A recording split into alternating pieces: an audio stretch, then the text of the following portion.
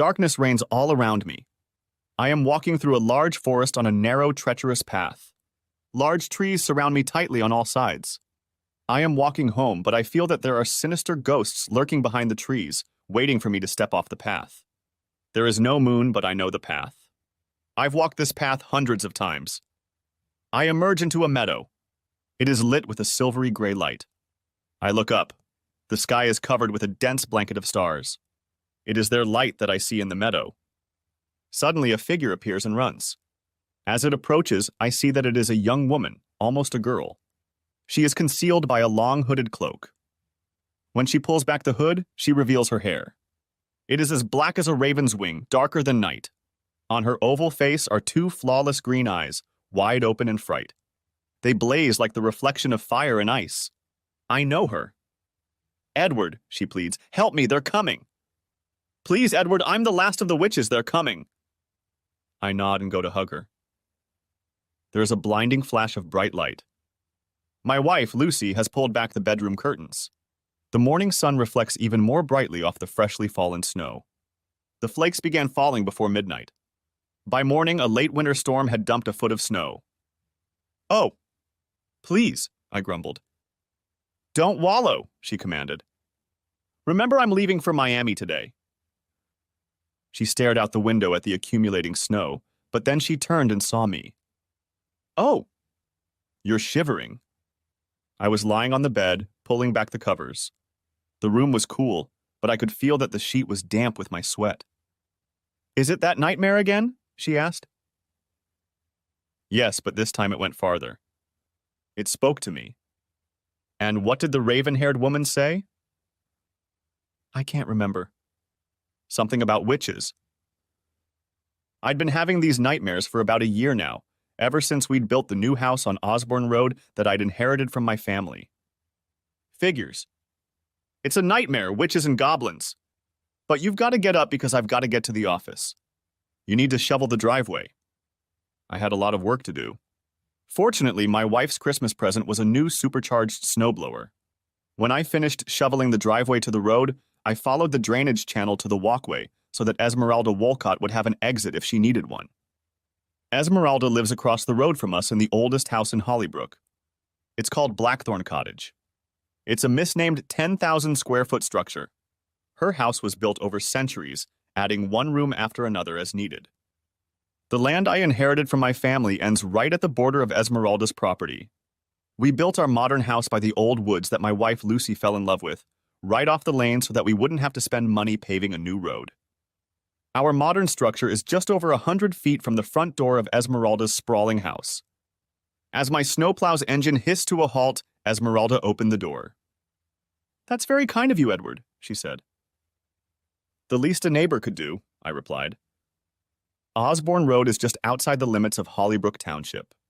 It's 6 miles to the town center, and there are only a few houses on the road. As luck would have it, our house and Esmeralda's house were only a few hundred feet up the little street, just where Osborne joins the county highway. The county plows had been working all night. My wife would have no trouble getting to her office and then to Logan Airport in Boston. "Come in for a hot chocolate," Esmeralda invited. I accepted her invitation as it would have been rude to refuse. Esmeralda is a woman of considerable age. I have lived in Hollybrook all my life except for my school years. Even as a young boy, I remember Esmeralda as an old woman. She is a permanent part of the Hollybrook landscape. Her home reflects her heritage. At its center is an old salt box that expands on all sides until the original one-room dwelling is the largest on Osborne Road. The center of the house is one large square room with a massive hearth against the back wall. It is a modest room of rough pine planking with a ceiling of round, bare beams. Its modest furnishings would be considered valuable antiques today. The dominant feature of the room, however, is the fireplace. It is tall and wide enough for several people to enter at once. It is made of shiny black stone and decorated with hand carvings of a quality that is no longer found in our automated world. A special motif is the Ouroboros, a snake eating its own tail, surrounded by 2 feathered wings with a baby in a fetal position in the center of the circle. Legend has it that my family, the Goodsons, lived in Thorn Cottage in colonial times, all in one room. Esmeralda, however, has inhabited the place for as long as anyone can remember. The center room is the large entrance hall from which the entire house branches off. Esmeralda led me into a small sunroom in the far left corner. It is the smallest and most modern room in the house. Large double glass doors connect to Esmeralda's greenhouse. A little bit of spring under glass in a snowy winter. Esmeralda brought cocoa and cookies on a tray, which she placed on a small table between two wicker chairs. "Edward, please sit with me and chat for a while," she invited. "Okay, but I can't stay long. Lucy is leaving on business in Miami today." "Don't worry, I won't keep you. Just long enough for you to warm up." She said it with a slightly mischievous note in her voice. She always called me Edward, not Ed or Eddie, and I always said Esmeralda, not Essie or Rila as they called her around town. She was known for her sense of humor and open personality. The local clergy didn't like her views on women's rights. She was a major patron of the Women's Health Center and financially supported our local family planning center. "I must say the plants in your greenhouse are pleasing to the eye on this snowy day," I praised. "Yes, they are nice, but keeping them blooming is a hassle." "Still, we need them, don't we?" she said, and paused, gazing into the compact glass structure. "My oleander has had a particularly hard time this winter, but the mandrake, geraniums, mint, and sage are doing just fine." It was very nice of the Larch brothers to build a greenhouse for you, I thought. The Larch twins, Leonard and Chucks, were two of the ugliest guys in Hollybrook, but the ladies seemed to have a liking for them. They were especially friendly with Esmeralda. "Oh, you know, I have a sort of barter with them," Esmeralda said with a wink. "But tell me about your family. Is Lucy traveling? The poor thing can't stay at home. I hope you are well." I assured her that everything was fine in our home and kept my doubts to myself. A better wife than Lucy Richards, who for the last 7 years had been Mrs. Edward Goodson, could not have been desired. It wasn't just that my Lucy was a beautiful woman, much more beautiful than one would expect from an average guy like me. She was a loving and attentive mother and wife when she was home. She ran her own business, a financial management firm called Peabody, Goodson, and Myers, also known as PGM Partners. Now that Silas Peabody has retired, Lucy was managing partner. "Lucy travels a lot," Esmeralda interjected into my thoughts. "Yes, but that's the nature of the business.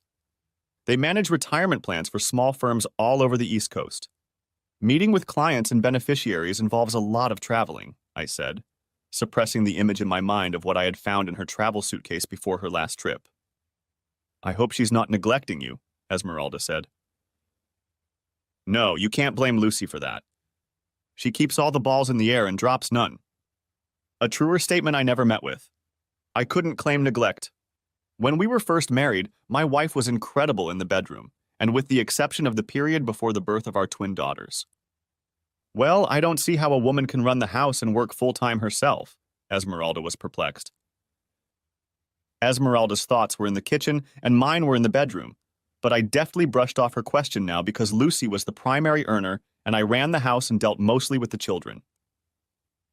Our girls were my greatest burden and my greatest joy. As for the children, I suspect they fell into the difficult category. Certainly my wife couldn't handle them, but I could achieve instant obedience. It only helped if I was in close proximity. Because of this, I was housebound and appreciated my flexible employment. Turning to Esmeralda, I laughed and said, "You know we don't maintain a perfect home. That would be difficult with 2 5-year-olds in the house."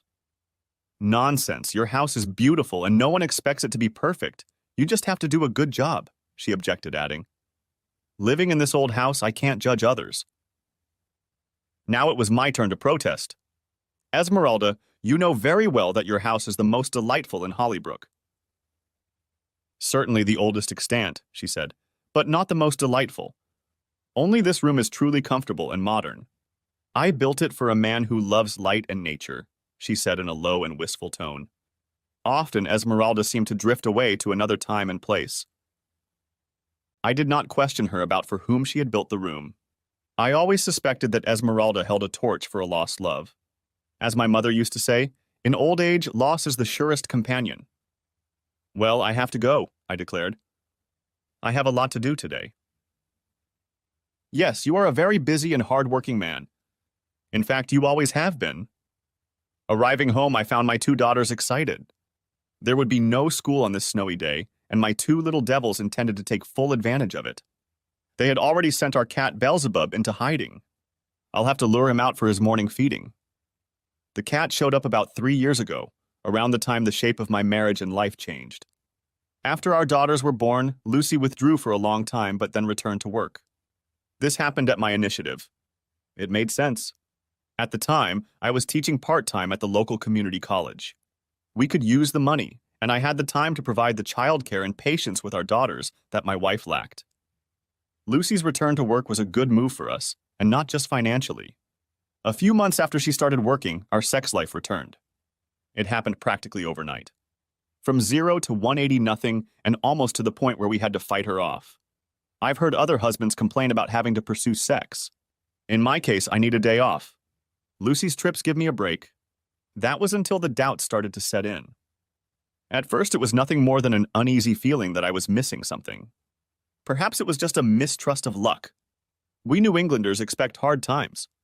We are suspicious of the easy life, and we may well assume that disaster awaits us around the next corner, with the devil lurking in the shadows. I had no reason to suspect my wife. As time went on, her traveling increased, but so did her business. Her work had always involved travel. Her remaining partner, Todd Myers, was a wheelchair-bound accountant with a passion for high technology. Lucy found new clients and delighted old ones. Since Silas Peabody retired, she has been managing investment strategies. Despite her busy work schedule, she was always there for me. She was never irritable or short with me.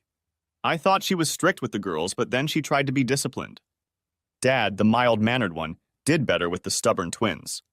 There were times I saw my wife tired and haggard, but she always smiled and hugged me. Returning late after a long day of work, she would help me put our girls to bed, ignoring their requests for another bedtime story. "It's bedtime for the young ladies," she scolded. "And the old ones, too," she added with a wink. In private, she would ask, "How is the best man in New England?" She pressed her tired body against mine for a hug. "What can his exhausted wife do for him?" she would ask with a sly smile and rub my crotch with her foot.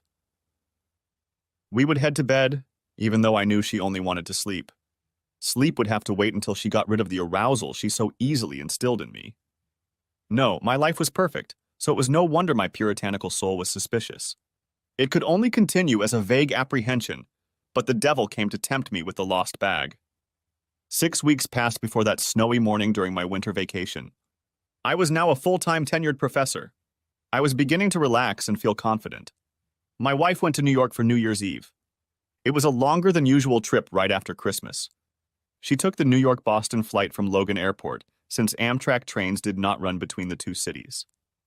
Lucy usually took a carry-on, but a longer trip required a larger bag. She took my rarely used garment bag. Lucy arrived home without a bag. An overzealous agent at the New York boarding gate demanded to check the bag. 2 days later, alone at home because my daughters were at school and Lucy was back in her Medford office, I opened the door to a private courier firm that returned the lost bag on behalf of Delta Airlines. I hung the bag on the hallway closet door. There was no reason to search that bag. That would be an invasion of my wife's privacy, and for no reason at all. Surely it should only contain dirty clothes that needed to be washed, or a business suit in need of dry cleaning. Throughout the morning, I passed the bag several times and began to argue with myself. It was my bag, wasn't it? Lucy had borrowed my bag. Why shouldn't I look in it? But that would be wrong. In the end, I decided that if I didn't find anything, and I would, I'd feel better. It was almost time to take the girls to the school bus when I gave in to my doubts and searched the bag. Placing it on the dining room table, I unzipped the main compartment. If I expected to see a business suit, I was wrong.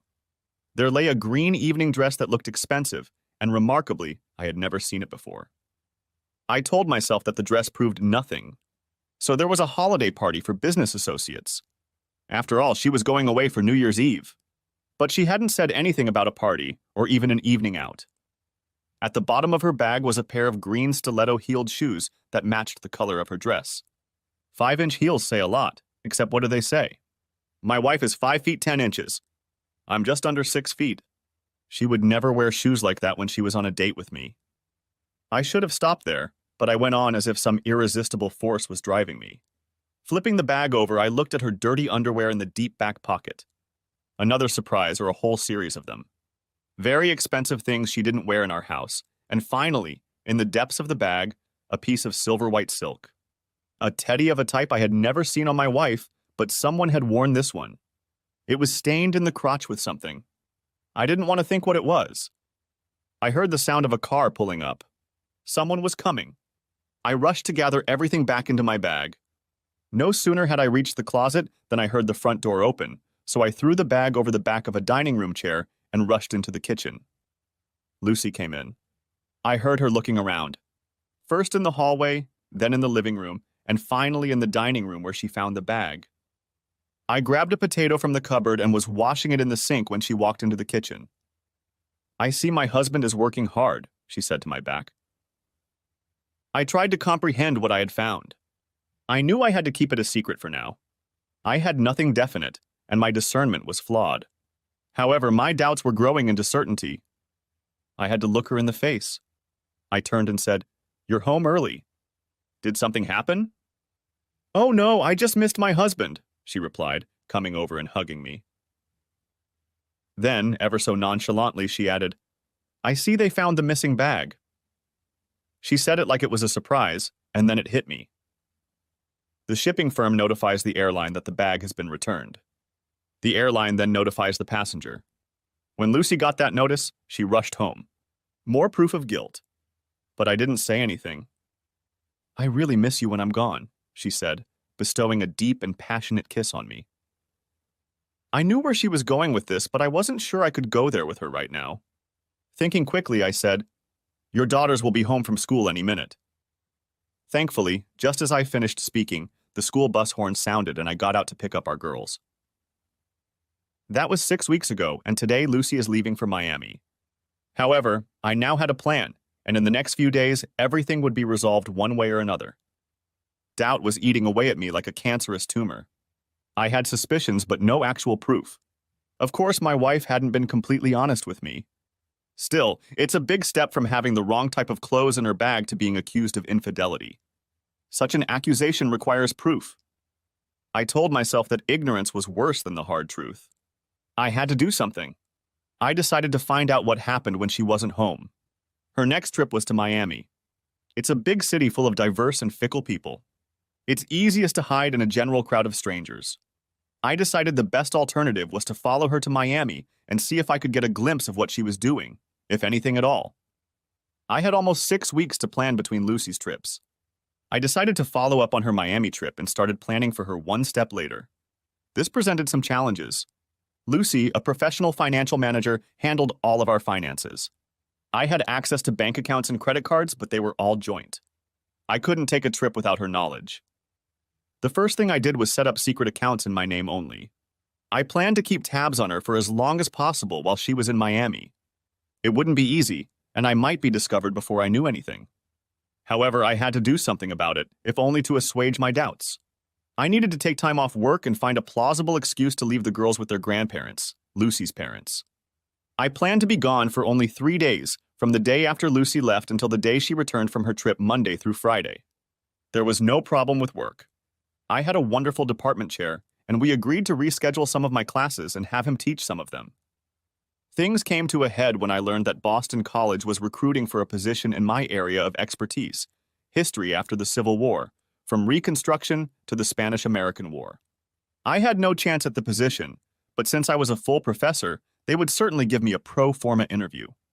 Lucy didn't know much about the academic profession. I was confident that I could turn the interview process into a 3-day affair. When I told her about the job opening, she was enthusiastic. "That's good," she said.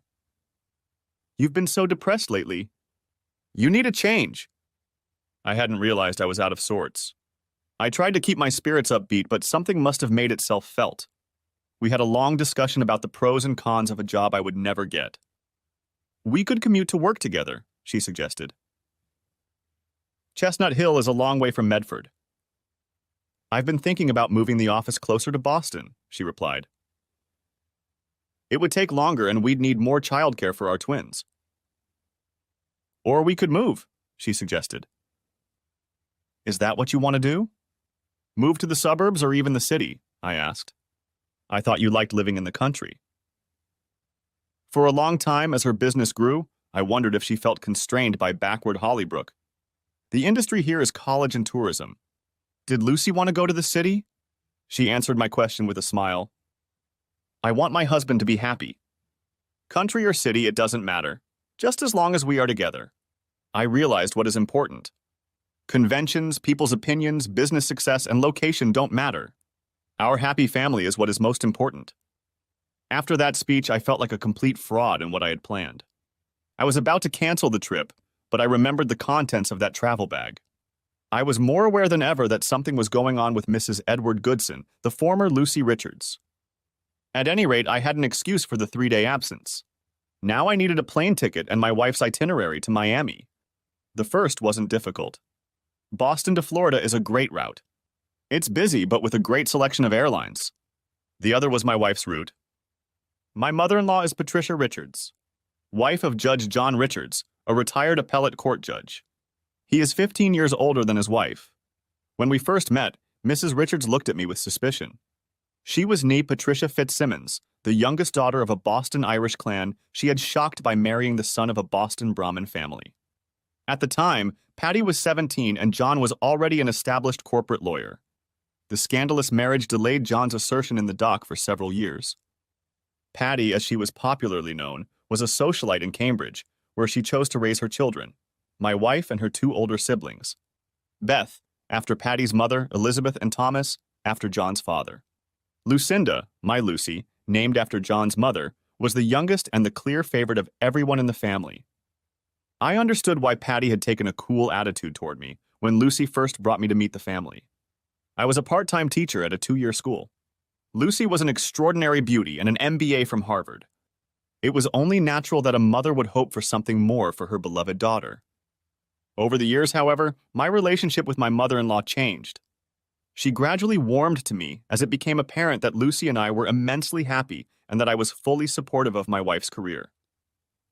The birth of our identical twin daughters, named Pat after her and Sarah after my mother, moved us from being just relatives to being friends. Patty became my counselor for all things related to childcare and mothers suffering from depression after childbirth. Women get depressed after childbirth. It's somewhat normal and only in some cases serious, Patty advised me. But as Lucy's blue mood continued, Patty held my hand and helped me as best she could. The first 18 months after giving birth were the hardest, but then Lucy went back to work full-time, and overnight there was a miraculous change. I will never forget how Patty helped me through that time. Patty is the kind of person who organizes everything. Since she would be picking up our daughters while I was away, I involved her in the planning, knowing that she would know Lucy's schedule and mine. With my schedule, it was easy. I had a friend who worked as an assistant basketball coach at Boston College. It was that time of year when teams were often on the road. Larry was out of town, but he insisted I use his apartment, which was vacant. I'll leave the key under the mat by the back door, he told me. I'm glad you're interviewing for the position. I thought of you when I heard they were looking for someone for reconstruction. Larry and I met at a seminar at Gettysburg College. Larry was an African American, a Civil War enthusiast, and I was the speaker on General Longstreet in the years after the Civil War.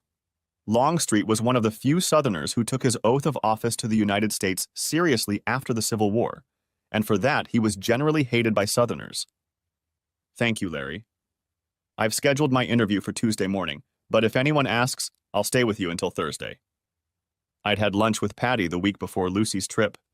If she suspected any deception on my part, she didn't give any sign of it. I'm looking forward to my granddaughters coming to Cambridge, she told me. Well, they'll probably stay with you for 3 whole days. I'll drop them off early Tuesday morning, I told Patty. That's not a problem.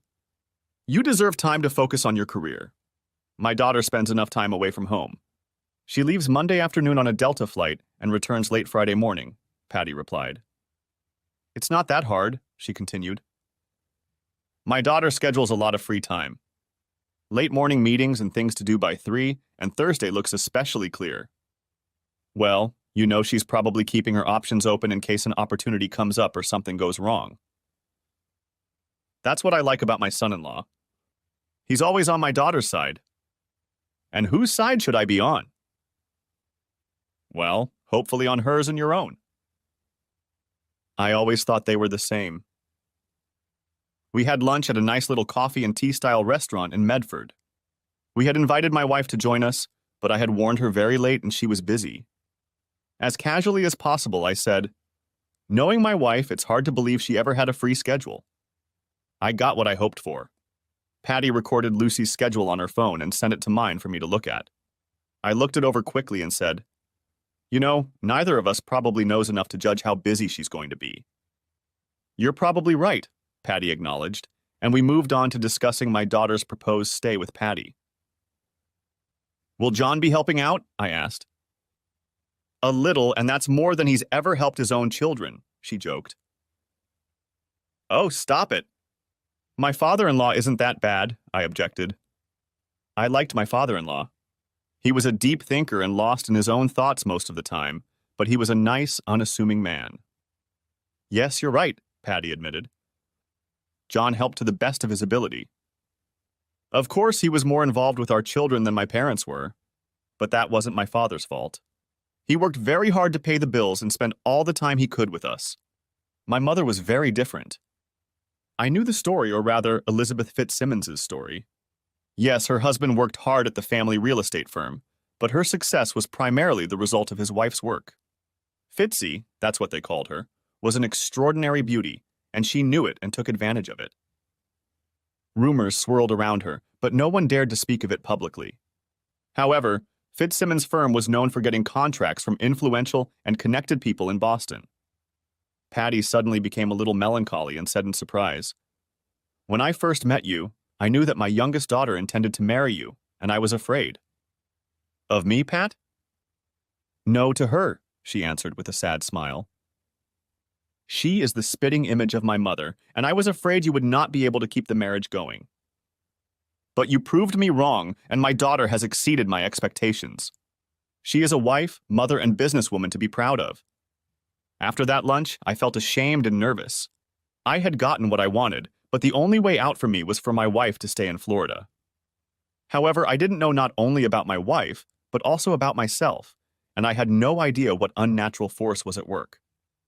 The worst week of my life began with a snowstorm. When I woke up on Monday, I saw that I had snow to shovel. I suppose I had every excuse to neglect shoveling the driveway and Esmeralda's walkway. Still, I couldn't find it in me to leave the old woman in her maze. Lucy left well before noon. She had an afternoon flight to Florida, but had some office work to do first. I spent the day packing myself and the girls for the trip. I needed to get them dressed by 7 and on the road to Grandma's. The interview in Chestnut Hill was scheduled for 8:30 a.m., and the flight out of Logan was scheduled for 11:30. I decided that my preliminary interview would take no more than half an hour. I would have plenty of time to catch my flight, even with the heavy airport traffic and long lines at security. Monday night, I put the girls to bed early. I went to pick them up after waiting for my wife's obligatory phone call. She calls every night when she's not home, telling me how much she loves and misses me. I used to believe her without question, but now my doubts gnaw at me. The first night, she always told me about her trip. That night, I heard the water splashing in the background. "Where are you?" I asked. "I'm in the hotel pool, just relaxing. I have a big day tomorrow. Don't be mad that I escaped the snow and cold." "Not mad," I replied, "just curious."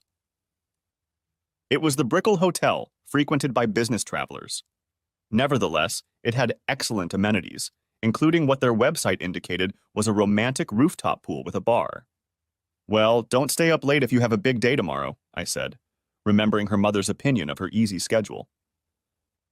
"And I have a big day too. So I'd better go to bed." "You're right. I shouldn't keep you up," she said. "I just called to say I arrived safely and I love you." I knew she was expecting an answering, "love you," but I hesitated for a moment before saying, "I love you." I realized she caught that hesitation because she paused before saying, "Good night and good luck tomorrow, my love," and hung up. The last words were spoken softly, and I thought I might have caught the tremor in her voice. Setting my alarm clock for 6 in the morning, I rolled around in bed for a while before falling asleep. Sleep came again, and I found myself on a narrow path in the woods. I realized I was holding a small lantern in my hand. It was made of some kind of metal, very light in weight and badly tarnished. The front of the lantern was barely open, letting out only a narrow beam of light to guide my feet. Upon reaching the clearing, I closed the lantern so as not to give away my position. I realized I had been waiting for the girl to appear. She had appeared. She appeared on my left, on the run, and threw herself into my arms, begging me to hide her. "The others are dead. Edward, help me." I felt the pain of loss and deep sadness. I put my arms around the girl and we crossed the meadow. I could hear voices in the woods behind us and to our left. We reached a small bridge that crossed a small stream. On the other side of the stream stood a small stone building sheltered by a ring of huge oak trees. I walked to the door and pushed it open with my shoulder. In one hand I held the girl, in the other a lantern. I let go of the girl and she stepped into the building. I opened the lantern and the dim light illuminated one large room. There was little furniture in the room, but a large loom stood to one side. Piles of material were stacked against the outer wall. The back wall was occupied by a massive fireplace, large enough to walk into. Where had I seen it before? The floor and walls were roughly chipped wood. The windows were narrow slits, shuttered against the night. I closed the door and slid the deadbolt into place. Taking a candle from the lantern, I held it to a small pile of kindling in one corner of the large fireplace. The fire flared up, and I placed a small log on it. Having lighted the fire, I turned to the girl. She had taken off her cloak, and her black hair shimmered in the firelight. Her green eyes blazed with an inner fire. No one could doubt that she was a witch. Just as I thought about it, there was a knock on the door. She jumped into my arms as if some invisible force had pushed her in. The alarm clock rang and I woke up. I was covered in sweat and my heart was racing. I told myself it was just a dream, but each time I saw it, it became more and more real. I wasn't just seeing it in my imagination. I could feel it with my soul. His grief, his fear, and above it all, there was something greater. Something that overwhelmed the senses. I pushed the dream out of my mind and forced myself to think about the present reality. I had prepared myself. I didn't change my clothes for the interview. To the white shirt and khaki pants I usually taught in, I added a sports jacket and tie. In Florida, I planned to change into beachwear, a sun hat, and dark sunglasses. That's an outfit my wife had never seen a guy from New England in. Hopefully, this would allow me to disguise myself enough to watch her from a distance. The mother-in-law was already up and ready to receive the kids. I fed them breakfast cereal, but Patty had hot cinnamon rolls waiting for them. I warned Patty not to feed the kids anything too sweet, but I knew a grandmother determined to spoil her granddaughters wouldn't say anything. After drinking the coffee Patty had slipped me, I headed for Chestnut Hill. I had plenty of time and took a ride around campus. It was the act of a small fish caught in a big pond. Boston College is often confused with Boston University, a much larger institution in Boston. The college was located outside the city and was a Jesuit institution affiliated with the Catholic Church. Nevertheless, it was much larger and more prestigious than the small community of Hollybrook. So I looked longingly at it before heading to the administration building for my interview. I expected a short interview with an overworked junior staff member, but I was ushered into a well-furnished conference room where a 3-person panel awaited me. There were 2 well-dressed young dark-skinned women and an older man of obvious Asian descent, although he introduced himself as Peter Sargent. He was an administrator from Human Resources and assistant deputy, something like that in title. One woman, Martha Corey, was a history professor, a tall, thin woman with a warm smile. Her clothes and African-American hairstyle suited her well. The other woman was an assistant professor of African diaspora studies, a new way of putting it, I thought, named Alice Parker. She was much shorter in stature, with a helmet of straight black hair and straight manners. When I sat down, I relaxed. At first, I was wary of the format, but from the composition of the panel, I assumed, wrongly as I soon found out, that the school was recruiting for diversity. Perhaps they were interviewing based on some misguided notion of racial balance. I was quickly disabused of this relaxed viewpoint. The interview didn't really matter. They simply knew too much about me. Peter, the bureaucrat, quickly and very efficiently checked my qualifications and gave me an extensive formal application form, which he wanted to receive no later than the following week. But really as soon as possible, he told me. As soon as the administrator fell silent, the female academics started talking. They wanted to talk about my only published work, a biography of James Longstreet after the Civil War. "Why Longstreet specifically?" demanded the tall professor. "I admire him. He was a man of his word, I replied without hesitation. He was a Confederate general, insisted the tall woman. But you won't find a single statue to him in the South, and there are few monuments to him at all. When he swore allegiance to the United States after the war, he never once broke his oath. Name another CSA general with such a record of post-war service to the country. The short woman smiled, then attacked. Your former students say you don't believe Reconstruction was a failure, she accused. Former students? I interjected. Yes, there were several in my classes this year and last year, my short inquisitor said with a smile. They were quick to inform me that I was wrong to call Reconstruction a failure when it was barely implemented before it was canceled. Hollybrook is a small 2-year school, but we send a higher percentage of our graduates to 4-year schools than most others. I've forgotten about all the letters of recommendation I've written for Boston College over the years. It's nice for a teacher to know that his or her students were listening. I couldn't help but smile, and both women smiled back. After that, the interview became pleasant but rather personal. As I was told, you have 2 young daughters, Alice began. Would your position here prevent you from caring for the children? What Alice meant, Martha interjected, was that since you are so close to your daughters and provide much of their daily care, would a position here interfere with your ability to care for them? They didn't give me a chance to answer, but began suggesting ways around the problem. Sure, I could move. Or you could put Sarah and Patricia in the day school here and work out a schedule of classes to accommodate your parenting needs. I'm sure his wife would help too, Peter said, stepping into the conversation. Both women frowned as if his suggestion was unhelpful. I had expected the interview to last half an hour, but it was 10 o'clock and there was no end in sight, and my plane was due to leave at 11:30. I was saved by Peter. That was very productive, he said. But we have other interviews, and my staff have texted me that one person is already waiting. Oh, that's okay, I understand, I said, trying not to show relief. But before I could get up, the women insisted that I be signed up for a second interview. Are you coming back? A shorter woman asked seductively. I was just about to arrange that, Peter informed us. Both women insisted on walking me out, and as I reached the door, Alice took my hand firmly and said, Now say hello to Essa and tell her we hope to see her again. I nodded my head in appreciation of her request and understanding of how she got her insider knowledge of my personal life. Still, a warning bell sounded in my brain. I was far behind schedule, but there was no need to worry. Miraculously, there were no delays between Chestnut Hill and Logan Airport. 40 minutes later, I was on the ground and boarding the plane. No traffic, a parking spot right at the garage entrance, and no crowd at the security check? It was as if a secret hand had swept all obstacles out of my way. On the plane, I had time to try to make sense of the interview. They knew Esmeralda. It was the only thing that made sense. She must have told them about me. That's how they knew my daughters' names and how close I was to them. It seemed to be a personal connection, and maybe I was actually being considered for the job. It was a good feeling, even though I had no hope of being hired. The flight was 3.5 hours long, and I fell asleep after an hour, still thinking about the interview. And then sleep returned. The plane arrived early, and I was at the hotel a little after 4 p.m. I checked in but didn't go to my room. The hotel lobby had a large coffee bar located in the center of the hotel. I took a seat at the far end, away from the entrance and elevators. A little before 5, my wife showed up. I discreetly followed her to the elevators. Far enough behind to watch heads turn to watch her pass.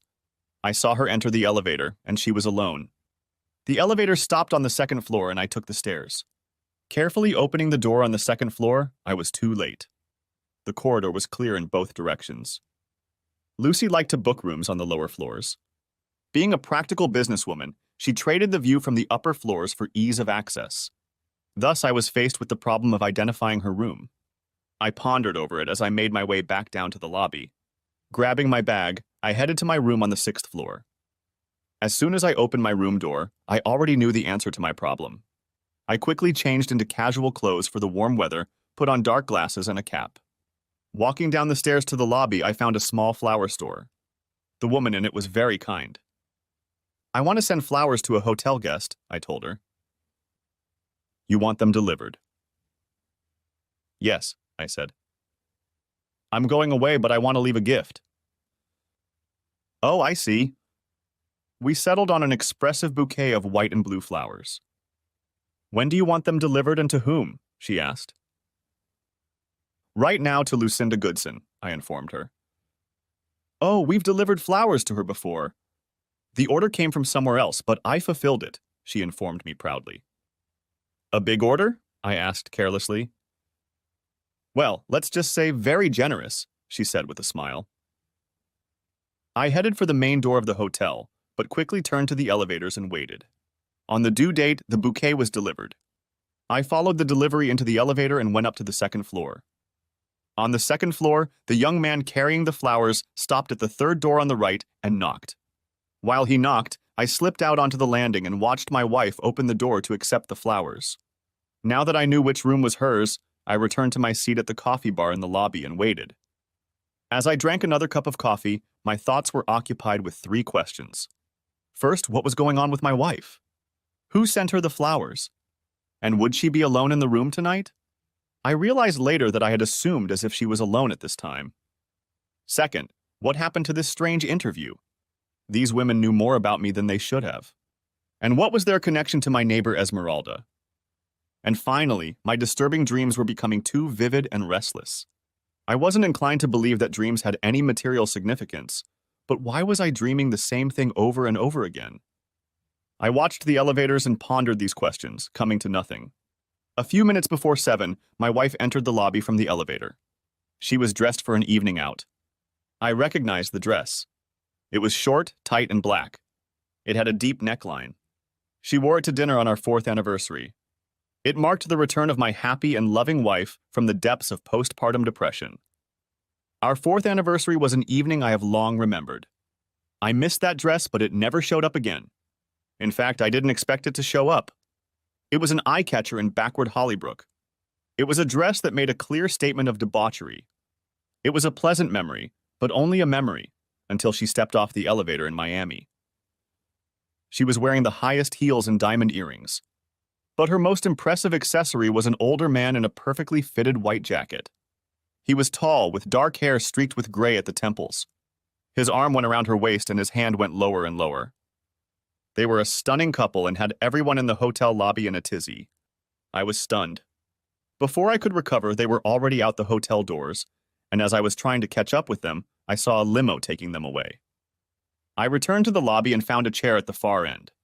My doubts were now close to certainty. I realized I was breathing hard, like I had run a marathon, and just as tired. I wondered if I should leave, but something kept me in the lobby chair. My thoughts were gloomy. For no reason at all, I pulled out my cell phone and called my colleague in the Hollybrook community, Tom Lattimore. Hi, Ed, he answered. I hear congratulations are in order. What? Stammered I. I was utterly bewildered. There are no secrets in the academy, old boy. The news that you're going to BC is already out. Oh, I said, realizing his meaning. It was just an interview. Well, not the way the Hollybrook administration is acting. They're in crisis mode trying to figure out how to keep you. You mean they care that much? Of course they care. There's a lot of recriminations about how low your compensation package is. I'd never done any teaching for money, and since Lucy started getting the big bucks, we hadn't needed anything. Vaguely, I realized that other people in the school in similar situations were being paid more. It also struck me that no one mentioned money during that long interview in Chestnut Hill. They talked about my daughters and how I would take care of them, but no one mentioned salary. Now that my marriage was falling apart, taking care of my children became my primary concern. It seemed like the interviewers, or 2 of them, knew my situation beforehand. I remember the way the women looked at Peter when he mentioned my wife. It was as if they already knew I was alone. Suddenly, I was desperate for information, which I turned to Tom for. I had taught U.S. history from the Civil War to the Eisenhower administration. Tom taught U.S. history from the first colonies to the Civil War. Well, my employment prospects are pretty dim, but I called to ask what you know about the witch trials in colonial Massachusetts. There was a brief pause, and then he said, Damn, it's weird that you're asking that. I know, but I feel like it might be important to me. Indeed. I'd help if I could, but you know the program.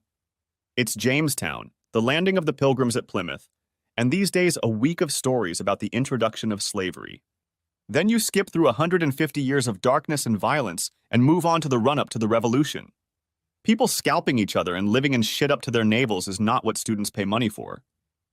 Well, if you don't know, do we know who does? A long pause followed while Tom pondered. You know, he finally said, I'd talked to Reverend Peabody. He cornered me at a seminar a few years ago and told me about Colonial Hollybrook. I thought I knew who he meant. He runs the Methodist church at the corner of Main and Broadway in Hollybrook? I asked. Yes, he's a Methodist, but that church stands on the site of the first church in Hollybrook.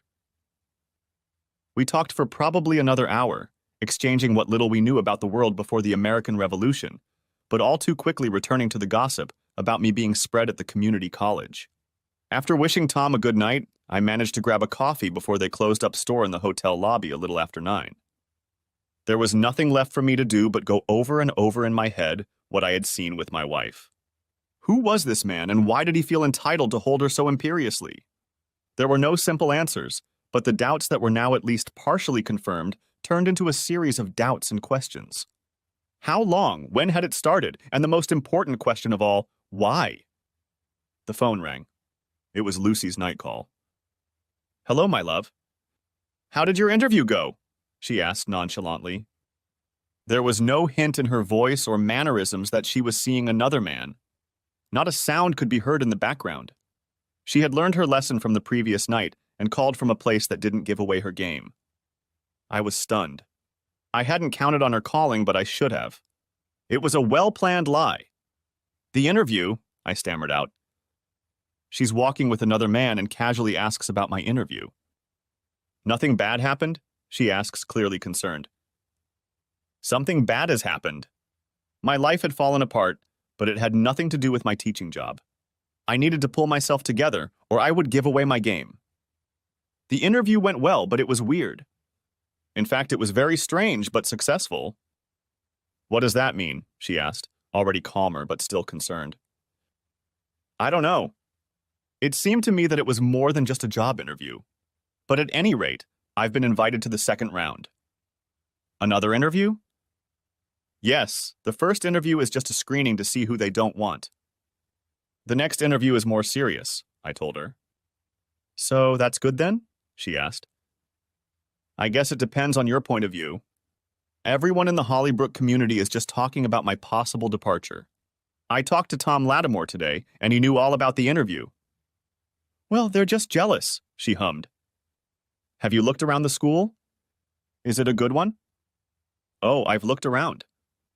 It's amazing what you can see if you look closely. But I don't think she's nice. Oh, you're just afraid of change. That's your New England pessimism, she scolded. Not all changes are good. They can damage a relationship, even destroy a marriage. We'll get through it, she argued. Look how well my return to work went. I know you were scared at first, but our marriage has gotten better. Really? You go away every month. You're in Florida now. Yes, but I always come back more loving and ready to be a good wife. We don't need to be physically together 365 days a year, but we do need to be together when we are together. Loving, wanting, and needing each other, she asserted. I didn't say anything back. When I fell silent, Lucy took over. Well, we both need to say goodnight to each other. You get a good night's sleep and be ready for your interview tomorrow, she said.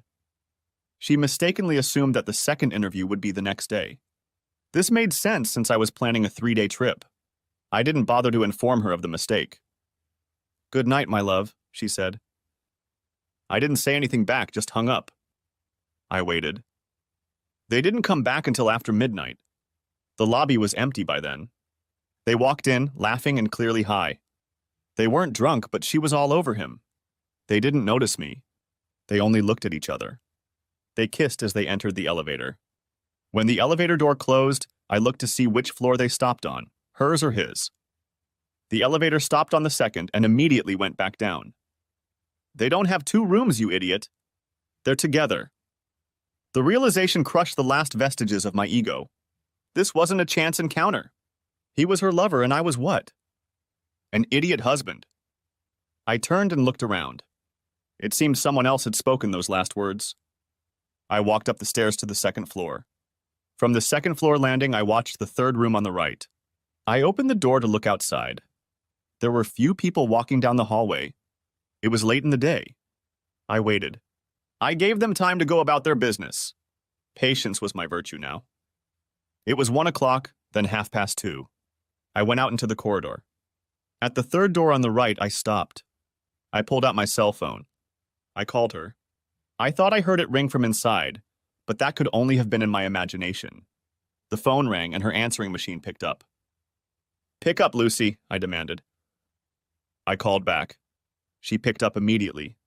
She was panting, and I could hear the fear in her voice. "Ed, what's wrong?" "I called to ask if you liked my flowers." "Flowers." She paused. "Oh, you sent flowers. You didn't tell me before. There was no card. Not as lush as his, I'm told. Open the door so I can see. I'm in the hallway." There was a slight creak, but the door remained closed. "Open the damn door, Lucinda. Your husband, the one you say you love, is outside your room, in the hallway." There was a rustle inside. She opened the door. She was wearing a hotel robe. I pushed the door all the way open. She fell on her back. The rooms are small. There was nowhere to hide, but it didn't bother him. He sat upright on the bed. He showed no fear or embarrassment, only some irritation that his evening with my wife had been interrupted. There could be no doubt about it. I mentally ticked off that doubt and went on my way. As I turned to leave, Lucy found her voice. "Please, Edward, don't go." I ignored her. She followed me down the hall, still pleading. "Please, let's talk. I know I hurt you, but please try to understand." I pressed the button and an elevator appeared. I stepped into it and she headed out following. Then she realized she was wearing a robe over her silk teddy and stopped. As the elevator doors closed, she pleaded, "Please wait. Edward, please don't go." I let the elevator take me to the lobby and returned to my room on the 6th floor. My bag was still packed. I picked it up and headed to the airport. I had no hope of getting on a plane this night, but I had to try. When I walked up to the reservation desk to change my flight, the flight attendant smiled and said, "You're out of luck. The plane lands in an hour and there are still seats available." I would be back in Boston before breakfast, but not without penalty. Sleep was as vivid as ever. When I reached the meadow, the girl told me the others were dead. I felt the sharp pain of realizing my loss again. But my children were safe with the black-robed priest. It was there, deep in the northern forests where the priest lived with the natives, that I was located. I realized that I would have to act quickly if I wanted to save the girl. Fear crept up my back as I crossed the small bridge and swung open the door of my mother's cabin. My home where I lived with my mother, wife, and children. My wife and mother had been killed and they had come for the girl. I had to hide the girl. I knew what I had to do. I walked over to a fireplace with strange symbols carved into huge black stones. A circle representing a snake consuming itself. A baby enclosed in the circle and 2 wings on either side of it. I stepped toward the fireplace and pressed myself against the back wall. It shifted enough for a man to fit through it. I took one last look at her raven black hair and fiery green eyes. "Now come through," I commanded. "I'll push back the stone when you come in." "What about you?" "It doesn't matter. I am with God, sanctified. Now come in." I pushed back the stone and started a fire. Our pursuers were kicking in the door. Only blood, someone else must die. When they came, they were wild with fear. They reeked of hell, but when they grabbed me, I felt God lift me up. "Hey, you need to wake up." It was the passenger sitting next to me. The plane was still dark, but the cabin lights were on, and we were rolling to a stop on the runway. "I don't know what you drank last night, but I'd avoid it in the future." "Losing consciousness is one thing, but nightmares on top of that are quite another," he pondered. "I hope I didn't disturb you," I said. "No. But I'd have some coffee if I were you." The Reverend. Alex Peabody invited me to lunch at the parish house. I called him first thing upon my return to Hollybrook. When I got off the plane and turned on my phone, he was bursting with messages. I blocked Lucy at the airport before landing. By then, she had managed to send a dozen messages, which I refused to read. After she was blocked, she connected first her sister and then her mother. Both begged me to talk to Lucy. My mother-in-law asked for forgiveness, and not just for her daughter. I wondered what I should forgive her for. Before I could talk to them, however, I felt I had to deal with this dream. It had haunted me in my dreams, and now it was crossing the threshold from nightmare to reality. The Reverend readily agreed to talk to me and offered to have lunch at the parish house. He lived and worked in a modern house built at the back of the church grounds. The building itself, known locally as the New Methodist Church, dates from 1790 and was built over the foundations of the old church dating from 1670. The original congregation of the church were Protestant schismatics from the Church of England. We now call them Puritans. The Reverend greeted me warmly and treated me to a lunch of Hollybrook turkey sandwiches. They consist of turkey, Swiss cheese, roast turkey dressing, and cranberry mayonnaise, and are served on a hard bun. Some versions of this sandwich can be found throughout New England, but the hard roll belongs to Hollybrook. As we ate, Reverend, Peabody spoke to me at length about the abolitionist movement in Hollybrook and our contribution to Union troops during the Civil War. I let him talk, building rapport and, I hoped, gaining his trust. When we finished our meal, I broached the topic that had brought me in. I'm actually looking for information on the witch trials of the late 17th century, I began. The witch trials were held in Salem. There were no witches in Hollybrook, he informed me. So there are no witches here? I inquired. I didn't say that, but there were no trials. Accused witches were not given that opportunity. I'm afraid Hollybrook was a very backward and violent community in those days. What do you know about those accused? Very little, he said, pausing. There's an old story about 5 witches who were caught and a 6th witch who escaped. You see, the story goes that there were 6 witches in the coven. They hanged 5 of them and burned their bodies, but the 6th somehow escaped and has been seeking revenge ever since. The Reverend laughed, then added, That story was told in the olden days on Halloween to scare the children. These days they have Michael Mayer and Freddy Krueger. Any idea why some people were suspected of being witches? I've been asking myself that, he said, mulling over the answer. The few records that have come down to us from that time speak of bad luck. Unexpected bad luck. All the cows withered all at once. Strange diseases that seem to befall some and not others. After all, it could be written off as superstition. How would I check to see if my ancestors were related to the accused witches? Come on, I'll show you. He led me into a large room with walls lined with old books. Church records from 1670 to the present day, he informed me, but with a twinkle in his eye. Not the real ones, of course. The records up to 2000 have been taken to Harvard. They're all copies, he said, waving his hand toward the walls filled with books. Almost all of the church's current income comes from genealogical research. People today want to know where they come from, and it's truly amazing that many of them can trace their roots back to the first settlers of New England. I didn't know that. Yes, but it's not that many emigrated. A few dissenters did leave England, but they took the admonition to be fruitful and multiply very seriously. I fear, however, that monogamy among them was more of an ideal than a reality. Things change the further away you go, I muttered. What was it? He inquired. I was just a little shocked by your notes. But tell me, what are computers for? I asked, pointing to a long table with several workstations. Well, students from Harvard are helping me compile a database. We've compiled it up to about 1740. Can we find my namesake, Edward Goodson? We can try, he said, sitting down in front of the screen. He typed in the name and after a few minutes found nothing. No Goodson. Oh, I said, disappointed. But you have to be persistent and a little creative, he told me. Names change over time. Your name is Goodson now. That doesn't sound at all like Eric's son or John's son. See, a compound name that distinguishes father from son. He typed again, then smiled.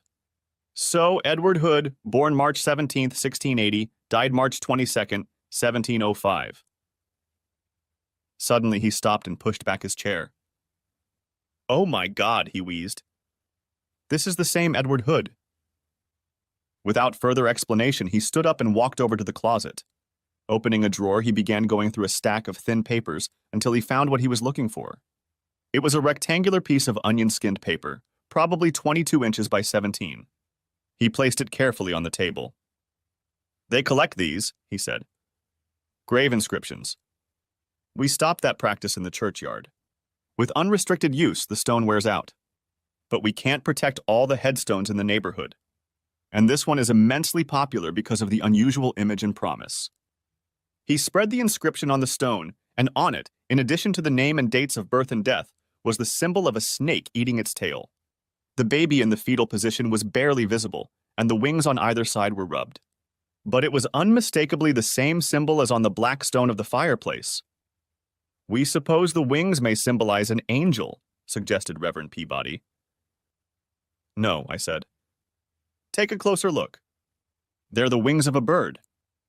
Hair as dark as a raven's wing," I thought. "Yes, that's possible," he agreed. "Can you take me to this grave, Reverend?" "It's a short walk, as it's not in the churchyard. You'll have to go back to the woods off Osborne Road." Of course, I thought. Where else would she put it? We drove the cars down the county road until we were west of Osborne Road. Then we had to walk into the woods, which was made even more difficult by the snow that still lay deep in the forest. By the time we reached the grave, it could no longer be mistaken for a grave. The snow had been shoveled off of it. The area around it was marked by 5 small stone pyramids. I did not immediately realize that they formed a pentagram. Instinctively, I knew that the pyramids covered the bones of witches who had been hanged and their bodies burned. I saw what she had written on the bottom of the tombstone. "I'm waiting for you." And that's when I realized everything. I knelt down and bowed my head. I saw that I had shocked a reverend who had come on a purely genealogical mission. The intervention of faith was unexpected and awkward. He was a man of faith who followed the example of his Savior and sacrificed himself for another, I explained to the dumbfounded minister. He lost everything he loved and had only his life left, but he gave it up for another. He may not have been a man in your sense of the word, but he was a true Christian. I thanked a rather embarrassed reverend, Alex Peabody, for his help and removed myself from him. "I think I'll walk from here," I said. "If I go around this hill and across the path, I'll end up at home." I walked from the burial place of Edward Hood and his family. My ancestors' self-sacrifice had a profound effect on me. My dreams had brought me closer to his spirit, and I felt both his fear and his faith. Now I sought the safety of my own home and perhaps a few hours of restful sleep. I felt physically and spiritually exhausted. But that didn't happen. My wife returned. "We need to talk things over." She began an explanation that sounded and had the structure of a prepared presentation. "Edward, I know I have hurt you deeply and caused you unforgivable pain. But please give me a chance to explain my actions before you take any irreversible steps. Give me a chance to earn your forgiveness." She paused, waiting for some sign from me that it was okay to continue. I nodded in agreement and she began. 3 years ago, I was in a terrible position. As you know, after the birth of our twins, I suffered from postpartum depression. Giving birth to the twins didn't help. The physical and mental stresses of dealing with 2 babies were beyond me. Fortunately, I had a caring and understanding husband. She paused to smile and nod at me. As befits a presentation, she got off to a great start. She's a great businesswoman and had clearly thought through how to present her actions. I started working full-time when the twins reached their dreaded age. It was one of 2 things: either go crazy. She was right. She barely survived our daughter's infancy. At 2 years old, the girls were showing a propensity for antics that required my constant attention. I was even glad Lucy had gone back to work so I could focus on the girls without having to worry about my wife's needs. As you may remember, she continued, I attended a professional development program in Newport, Rhode Island. You didn't go because Patty came down with an ear infection, and it looked like Sarah might have gotten the same thing. I had to get continuing education credits for my financial planner certification. I remembered that certification wasn't a requirement for those in Lucy's position, but it was nice to have it. That week, our Patty got sick. The girls had just started kindergarten and there was some kind of bug. Patty was prone to ear infections, and what one twin got sick would soon spread to the other. Accompanying his wife to her 3-day course at a luxury resort was out of the question. I went alone and ended up next to Carl. He was the very real definition of a tall, dark, and handsome man. He immediately started flirting with me. At first, I tried not to respond. There was a slight pause in her monologue, and I could see her mentally reliving the moment. So, she continued, that night a group of us went out drinking together. I found myself paired up with Carl. He kept dropping compliments and using all his charm. Finally, I raised my hand and said, "Look, I'm married." He just smiled, raised his hand and said, "Me too." Turns out he has a wife and 2 boys, but he is still in relationships with other people. I told him I didn't like that kind of freedom, and no matter how tempted I was, it wasn't going to happen, and it didn't, at least not then. She paused to make sure I was listening and not moving away from her. I think at this point she was expecting some sort of protest from me. Not seeing it, she continued. When I got home, I was irritable and even more depressed and unhappy. It was clear to me that going back to work alone was not going to help me solve the problem. You may recall that I was seeing a therapist at the time. Margaret Salton, I interjected. I remembered Maggie. We'd had a few sessions when we'd both met with her, but she had made it clear that she was Lucy's therapist. I only remembered the last session clearly because I thought something was wrong, and in the entire 50-minute session, she never once looked me in the eye. I told Margaret about Carl. She asked why I didn't give in to him. "Because I'm married and I love my husband," I almost shouted at her. "And yet you were tempted." "Why?" she asked. It took me a few moments, but I admitted it was because Carl was exciting. The thought of a new romance in my boring life was almost irresistible. I resisted, but she made me admit that it was very close, and I wasn't sure I could do it again. Monogamy can be a difficult path for some. It doesn't make you a bad person or indicate a lack of love for your husband, she said. Lucy paused and looked at me. "Can you understand, Ed?" "Go on," I nodded. I wanted to tell her to get to the point already, but I restrained myself. "Do you remember Peggy Winthrop?" she asked. "The name seems familiar, but I can't remember it." "You met her several times at United Way fundraisers in Medford." Periodically, Lucy dragged me to the charity events she was obligated to attend for her business. Peggy owns a chain of bridal stores. She was one of my first clients when I went back to work after the twins were born. She is in her 50s and has been divorced for over a decade. One day after meeting Carl, I invited her to lunch. We got to talking mostly about our children. She said that the divorce had hurt the kids and that the whole thing was such a stupid waste of time, she told me. I asked her if she felt that way, why she got divorced. "Because I was a moralist, a fool who was bored with marriage." Fred Winthrop was a fine man. "Still a fine man," she corrected. "But when he turned 40, he developed a beer belly and a habit of falling asleep in front of the TV in the evenings. I still loved him, but the romance was gone." She paused, and what she said next stunned me. "I should have left my husband and had a lover," she said with a sigh. At first, I didn't know what to answer, and then I asked, "But what would have happened if your husband had found out?" To this, she smiled and replied, "Nothing." I realized that her analysis was basically correct. As she told me, the husband rarely discovers infidelity, and if he does, 90% of the time the couple stays together. Only women end a good marriage for romantic reasons. Men, on the other hand, tend to hang on to what they have. They may not like what happened, but they tend to stay put. Peggy claimed she had made a terrible mistake. She destroyed her family because she wanted a little romance. I'm afraid talking to Peggy became an excuse for me. I called Carl and made dinner arrangements. Our relationship only lasted 3 months, but it lifted my spirits. We, meaning you and I, were happy again. Our sex life was back to the level it had been before the pregnancy, and then more and more. I was determined to make you happy. As happy as I was. There were others after Carl, but nothing serious or lasting. Then there was Frank, the man in my room. She paused, but not for effect. I could see her struggling. She hesitated to continue, but she needed to finish the script. "It's different with Frank. We're in love. Neither of us planned the depth of our relationship. He and his wife Susan are polyamorous. She is well aware of my relationship with her husband and has made an effort to befriend me. It's their loving and fully committed relationship that just has other people in it." Just because I love Frank doesn't mean I love you any less, or that it would occur to me to leave you for him. He wouldn't leave his wife for me. That's not the nature of our relationship. We are not spouses, we are lovers. I want to emphasize that Frank and Susan have done nothing wrong. All the wrongdoing is on my part. I cheated. It was a terrible act, but I did it.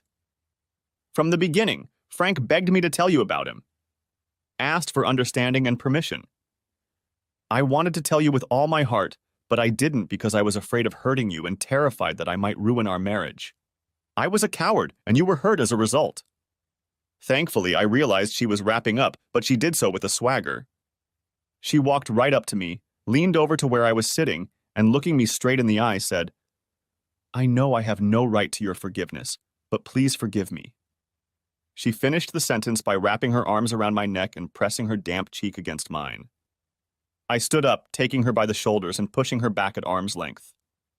Looking directly into her warm brown eyes, I said, "Lucinda, listen carefully.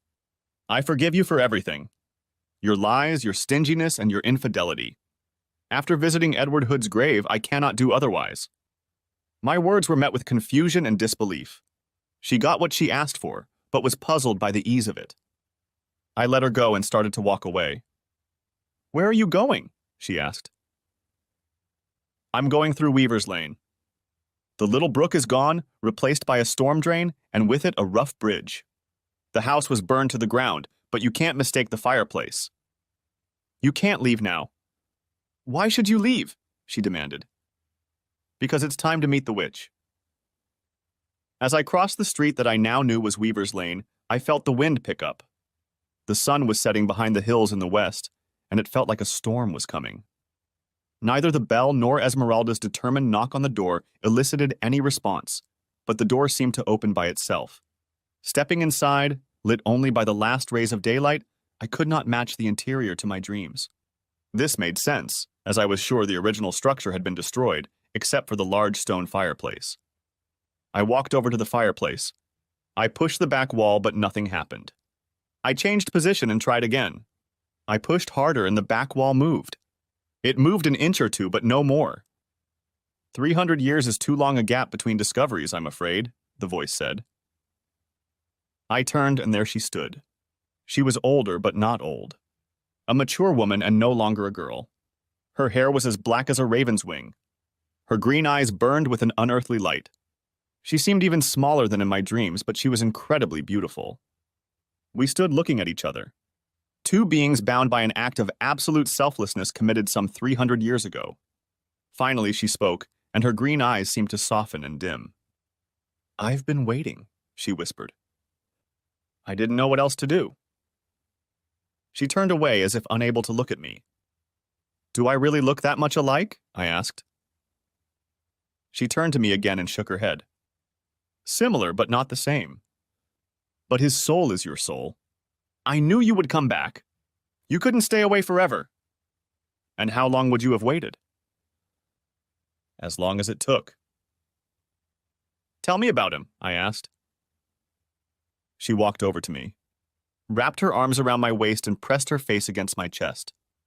Then she spoke. "We came from the old world with the pilgrims. We thought we had escaped persecution, burning, drowning, and torture.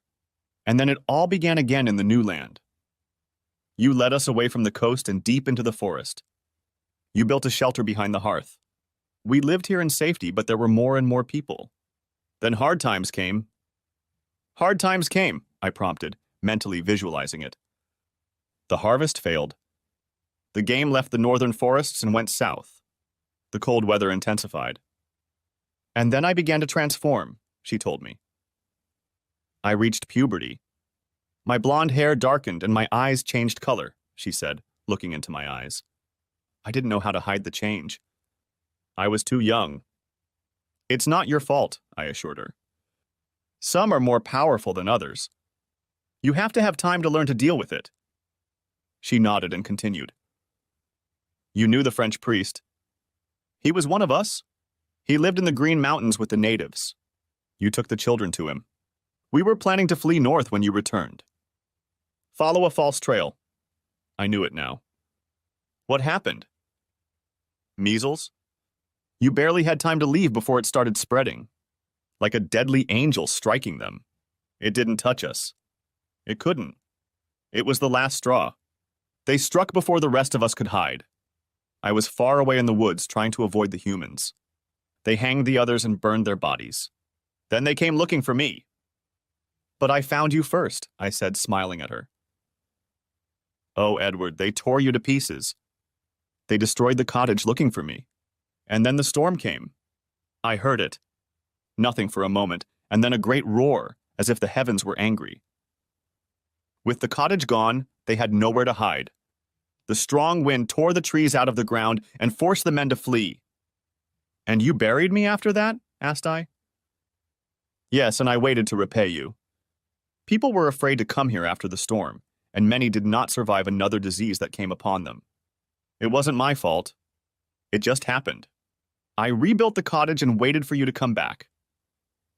I pulled her against me and felt her shiver with grief and relief that her torment was finally over. She was the essay witch, and Esmeralda was her disguise. She could change her appearance. For her, it was like putting on a cloak.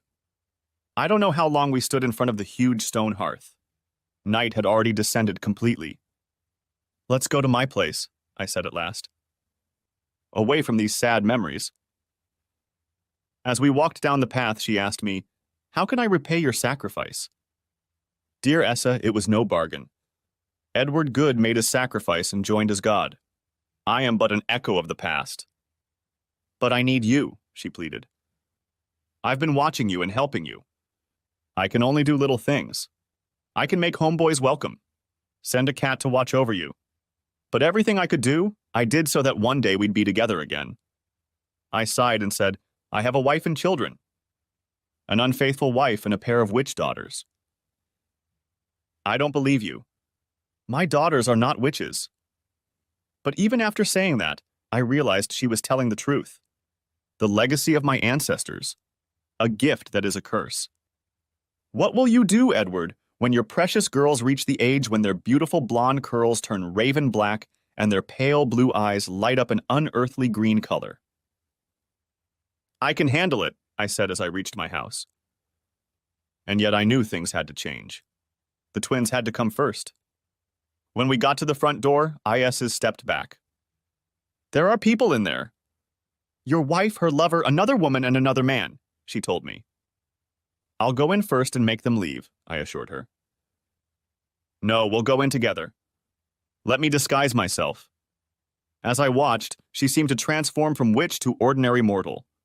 A dark-haired woman with green eyes and a charming smile, but the supernatural being was hidden beneath a veil. Inside, it became clear that my wife had sent for reinforcements. Her lover, Frank, had arrived and brought his wife and another man with him. They sat casually in the living room drinking wine. No doubt they were discussing how to convince me to accept some new status quo. They weren't counting on Essa. She immediately walked in and introduced herself. Hi, I'm Essa. My grandmother lives across the street. You must be Lucy, Essie said, extending her hand. I could tell from my wife's eyes that the sudden appearance of an attractive young woman had disrupted her plans. Lucy hesitated, but then took Essie's offered hand and tried to smile. Frank stepped in to try to help her. It's nice to meet you. I'm Frank. This is my wife Sheila and our close friend Oscar, he said, and then turned to me and held out his hand. I apologize for not introducing myself last night, but the situation was awkward. Sheila was a short woman with blonde hair. I figured she was in her early 40s, probably a year or two younger than her husband. Oscar was a tall young man, no older than 25, his skin the color of coffee. Oscar was blatantly peeking at Essa. I let Frank's hand hang there until he lowered it. I wasn't about to welcome him into my home. At this point, my wife seemed to find her speech. I didn't know Esmeralda had a granddaughter or children, Lucy demanded. My wife was both hostile and suspicious. We live in western Massachusetts, and recently I was visiting friends in Chestnut Hill. Oh, is that near Boston College by any chance? My wife accused, her eyes narrowing. Actually, not too far away. I took this opportunity to look for a house for Ed, the girls, and me. He's probably going to be hired for a teaching position at BC, and we want to leave Hollybrook and its bad memories behind us. I could tell from her words that Essa was maneuvering behind the scenes. My dreams, a new job, and the discovery of my wife's infidelity. There were no unexplained miracles.